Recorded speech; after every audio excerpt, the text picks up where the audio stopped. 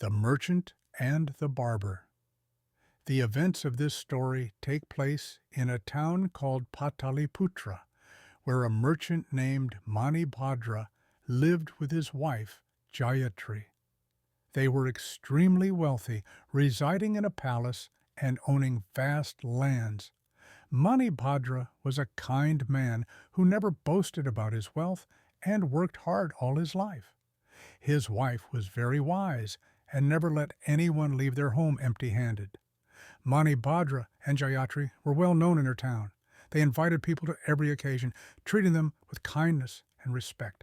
Their home was never without guests, who would receive valuable gifts and enjoy a wide variety of exquisite meals. Read also Old Tales Vertical Bar, the story of the crocodile and the monkey. One day the husband said to his wife, "See, everyone loves us. We will never go hungry or become homeless because these kind people around us will never abandon us." His wife replied, "My dear husband, you are so kind-hearted. You give them gifts and expect nothing in return, but they come only for what we offer. I doubt they would help us if we were in trouble." The husband said, "That's nonsense. Don't think like that. They are our people." The wife responded, "I know you won't listen, but I hope time never proves me right." However, the wife's fears soon came true, and the future revealed what lay in store for them. In the summer, Bhadra learned that he had lost his goods at sea. He lost everything, and after searching for the missing ships to no avail, Bhadra had to pay a huge amount to his clients. He asked his friends for help, but they avoided him and left him alone. When he returned home, his wife asked, "What happened? Did you find anyone to help us?" He replied, "No, it seems everyone has many problems of their own and won't help us." His wife knew that his friends were just making excuses, but her husband refused to believe it, so she chose to remain silent. The merchant was forced to sell his lands to cover his losses, but even that money wasn't enough. So he sold his palace and used the funds to pay off all his debts. He was now poor, living in a small house. He worked on someone else's land for money, while Jayatri worked as a teacher to help support their family. Both of them worked hard, and despite the many hardships, they never stopped being kind and respectful to others. They only had enough money to invite one person each day, and there were no more expensive gifts or diverse meals, just their warm welcome and friendly conversation. As time passed, no more guests came, and those whom Bhadra considered friends ignored him and walked by without a smile, leaving him disheartened. He returned to his small home sad and said to his wife, "You were right. They are not true friends. They only came to us for the gifts and hospitality. I wish I had listened to you. I am sorry, Jayatri. I have gone bankrupt and can no longer provide you with a good life." His wife smiled and said, "Never, my dear. I am happy with you.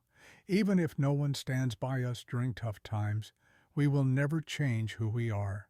You are a man of principles, and you will be rewarded for your loyalty." But Bhadra was deeply upset. He thought to himself, "She is only saying this because she loves me. I was such a fool, and I won't be rewarded for my foolishness. I have nothing left for my family. How can I bear this guilt? It is all my fault. Wouldn't it be better to die than live with this shame?" He went to sleep blaming himself, and he dreamed of an Indian sage who said, "Mani, wake up, Mani." The merchant asked, "What is this? Who are you?" The sage replied, "I am a wise sage, and I have come to help you. You must not lose yourself to your problems, but face them." The merchant said, "I am a fool and cannot bear this any more." The sage replied, "You are not a fool. A fool acts without knowing the truth. What happened to you was unfortunate, and I am here to help you." The merchant asked, "What? How will you help me? And why would you do this?" The sage said, "Your wife is right. I have come because of your loyalty and hard work over the years. You will be rewarded. Listen carefully. I will knock on your door tomorrow in this form, strike the back of my head with a stick, and I will turn into a pot of gold. Your wealth will return to you. Remember, do not strike any other sage, or you will be punished." Bhadra woke up saying, "What a strange dream! It must be because I was thinking about money." The next morning, the merchant left his house and saw another sage passing by. He thought, is this the one? No, no, the sage said he would appear in the same form. I will not strike anyone without thinking." Bhadra sat on the couch, and soon he heard a knock at the door. He asked, "Who is it? Are you the sage?" The person outside replied, "No, sir, I am the barber you called for." The merchant said, "Ah, yes, come in." Bhadra sat down to get his hair cut when another knock came at the door. His wife opened it and called out, "Dear, there is a sage at the door. What should I do?" The merchant exclaimed, "A sage! Quickly, give me the stick." His wife asked, "A stick?" He replied, "No time to explain. Hurry."